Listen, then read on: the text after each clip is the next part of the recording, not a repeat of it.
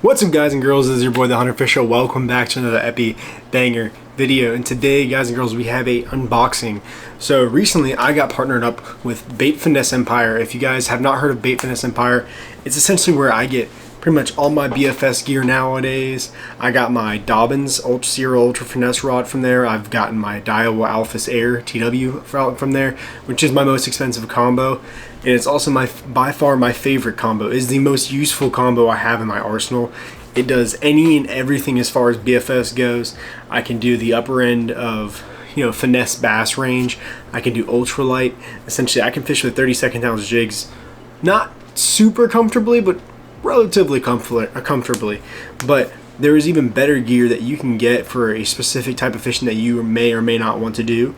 And you can pick up all the items for that at Bait Finesse Empire. So if you guys have not heard of Roro fishing or Obi-Wan Kenobi, both those guys they're up north and they do mainly trout and bass finesse fishing as far as the BFS system goes. So if you guys haven't really got into BFS and you watch my content and I haven't really explained it before to you, it's called BFS because it's Bait Finesse System. So the reason why it's called Bait Finesse System is because you use a bait caster for finesse presentations, and there's a whole system based around it. You change things like the spool to make them lighter, change the different braking, all that stuff. There's so many different reasons why it's called Bait Finesse System, but Bait Finesse Empire is revolving all around the BFS niche. So the BFS niche it used to be just mainly trout in the US at first, is where it started getting really popular, is because bait casters allow you to cast a little bit more accurately, especially when you're fishing trout streams. This is a phenomenal tactic to use, especially over in Japan. They use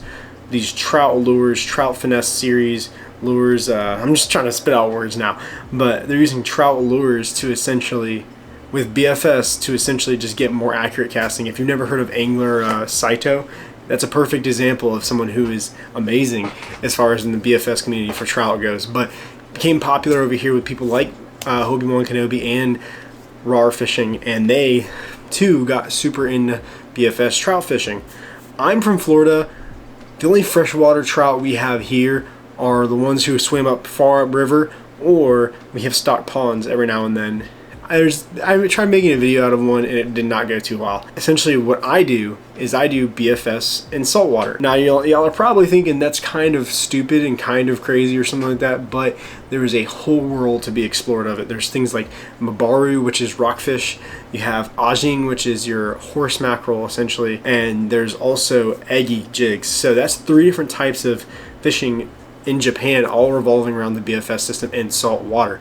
Eggy is squid jigs, by the way, I forgot to say that. But those 3 types of techniques can all be done with BFS. Bait Finesse Empire is about to start carrying tons of saltwater finesse series lures, and I'm beyond excited, but that's why I'm here in the room today. I'm about to tell you guys about the unboxing I got for you guys. Let me just grab it real quick. Now I'm still missing one more item that I am probably going to take some time to actually do a review on because it's kind of out of stock right now, but I do have an item coming on the way that I'm going to be testing out. It's actually one of Amir's personal items because you can't even order a new one right now.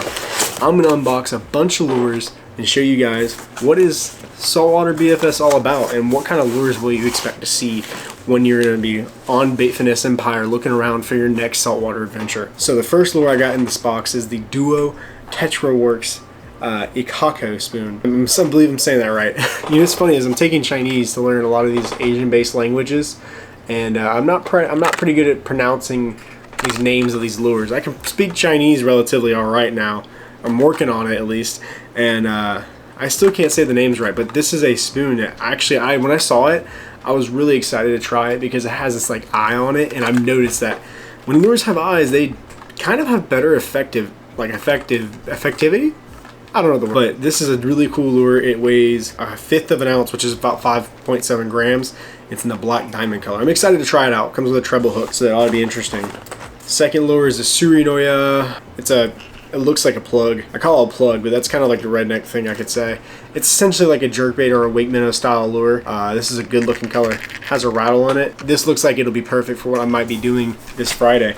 I think I'm possibly going to be doing this Friday, testing out these lures, and it might be a part of this unboxing video if the unboxing part takes a little bit too long. But this next lure is a specific lure me and Amir have been talking about a lot, just because we think he was really excited to get this lure on a Bait Finesse Empire because apparently it might be super popular.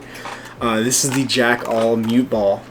So essentially what's unique about this lure right here, this is the Minnow version, not the topwater version, but there's a soft body right here. This is a soft body with a hard head and a treble hook. It even comes with an extra body that you can see at the bottom.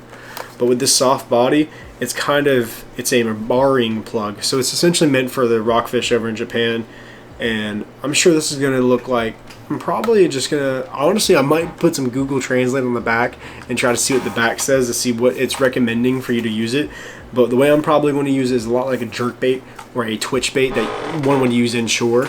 And that's how I'm thinking I'm about to use it. I'm really interested to see how this acts in my waters and how it gets bit in my waters, because I'm excited just to see what it can do.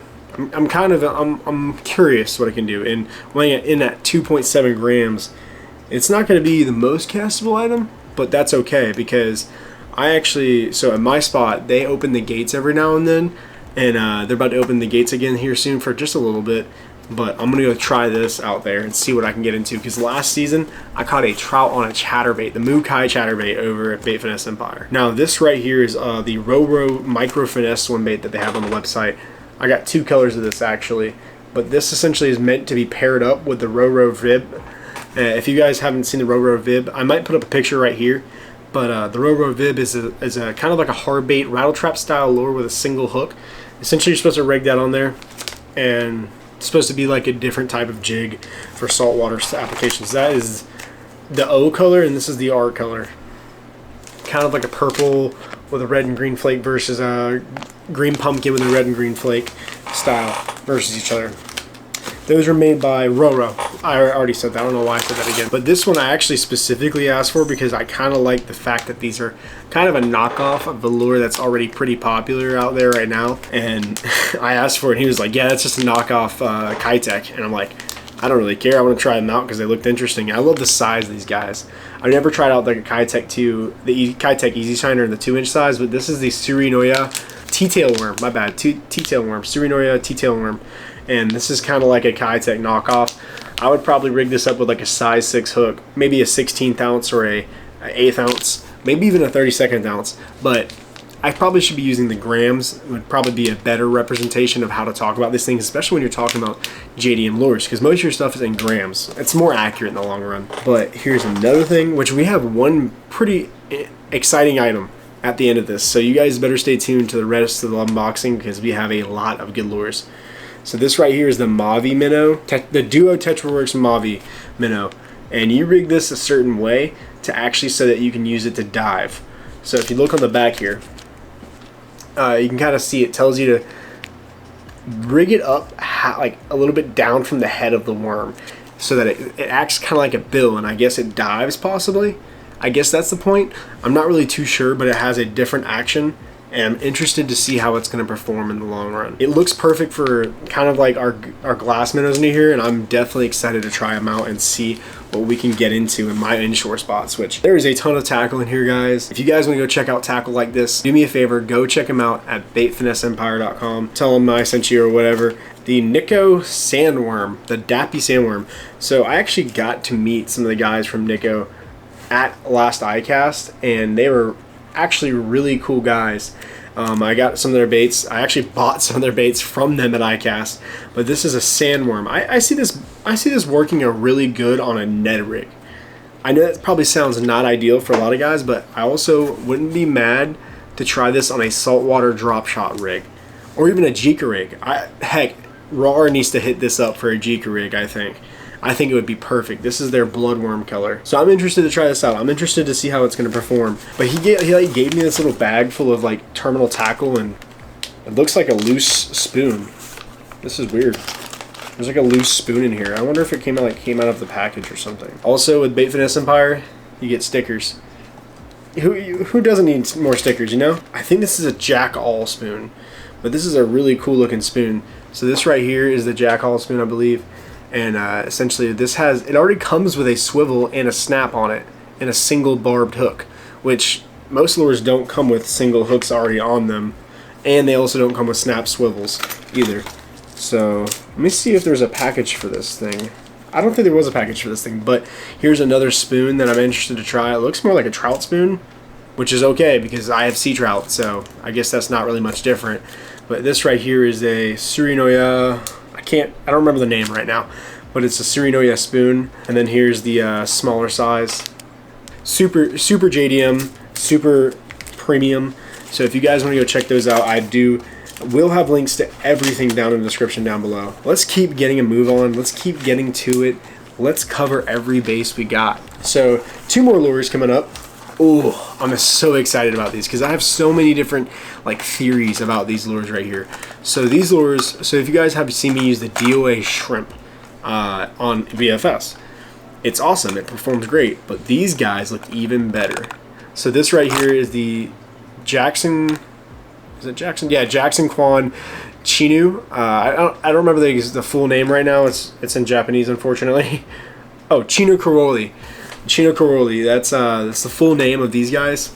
And I actually looked on the Jackson catalog, and these guys you're supposed to drag on the bottom, and they are supposed to come out of snags very easily because the way that they balance. So what they do, it actually shows you in the back of the box. What they do is they move along the bottom, and when they stop, they point straight up because they're supposed to be buoyant, I guess, in the head. But both of these guys are 5 grams. One's in the glowing color, which this looks phenomenal for bass fishing. I would say this looks phenomenal for winter bass fishing or post-winter bass fishing. This looks phenomenal. These also look phenomenal for redfish.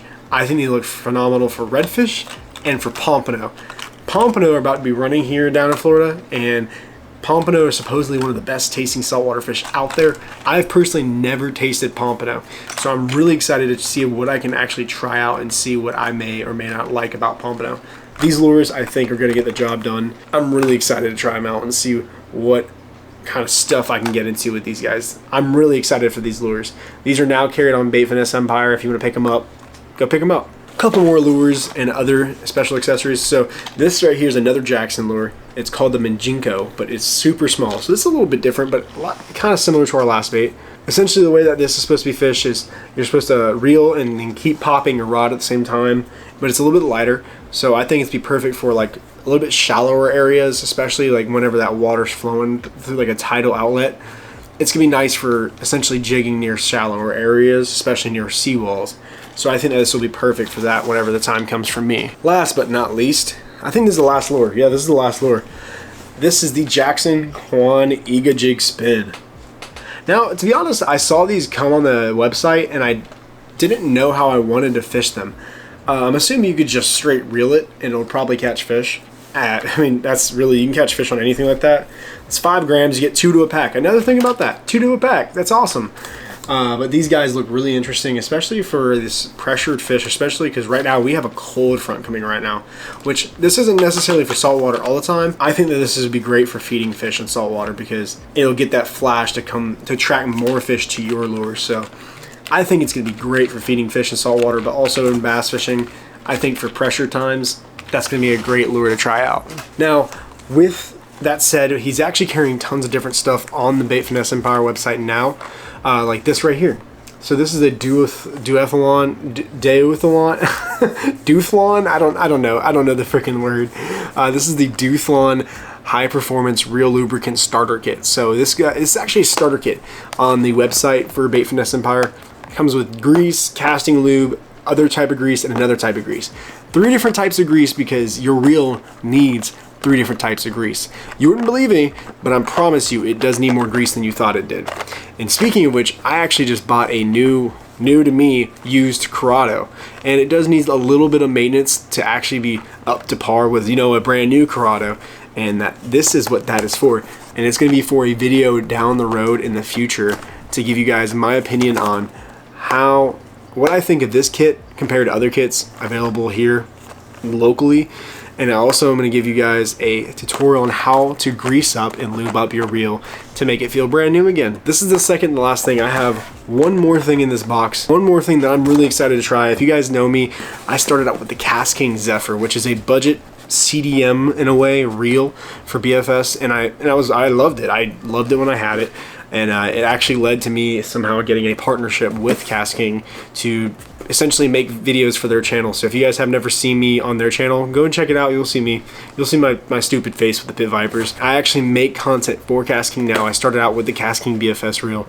I eventually upgraded to a Daiwa Alpha Air. I even bought the Corrado BFS, and now we're testing out a new reel.